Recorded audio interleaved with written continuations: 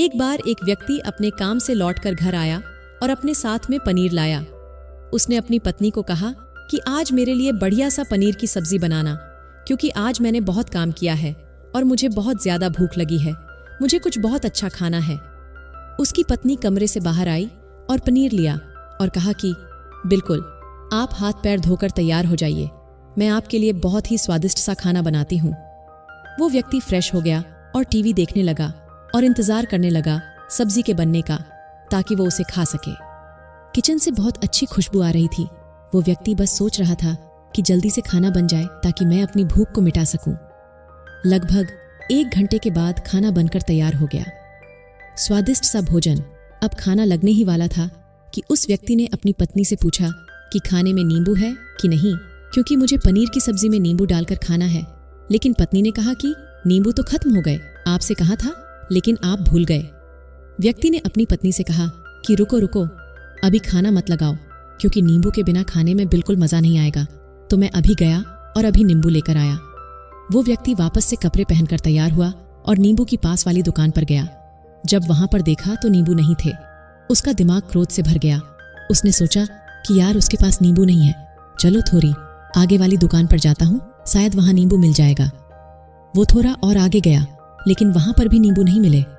अब उसने सोचा, दूर की सब्जी मंडी चला जाता हूँ, वहां से नींबू लेकर आऊंगा, क्योंकि नींबू के बिना सब्जी में मजा नहीं आएगा। करीबन आधे घंटे के बाद वो करीब के सब्जी मंडी में पहुंचा। वहां पर उसे नींबू मिल गया और वो बहुत खुश हुआ कि चलो नींबू मिल गया और अब मैं घर में जाऊंगा और सब्जी में नींबू डालकर अच्छे से सब्जी खाऊंगा। अब वह खुशी खुशी नींबू लेकर घर आया और अपनी पत्नी से कहा कि जल्दी से सब्जी गर्म कर दो, रोटी गर्म कर दो और नींबू काट, ताकि मैं अच्छे से खाना खा सकूं। अब थाली लगाई गई, सब्जी परोसी गई और नींबू रखी गई। उसकी पत्नी सामने ही बैठी थी और वो व्यक्ति थोड़ी देर के लिए कुछ सोच में पड़ गया। उसके बाद उसने नींबू की प्लेट उठाई और दरवाजे से बाहर की ओर फेंक दी और जोर जोर से चिल्लाने लगा, मैं जीत गया, मैं जीत गया। पत्नी ये देखकर घबरा गई कि कहीं ये पागल तो नहीं हो गए, इन्होंने सारे के सारे नींबू दरवाजे से बाहर की ओर क्यों फेंक दिया।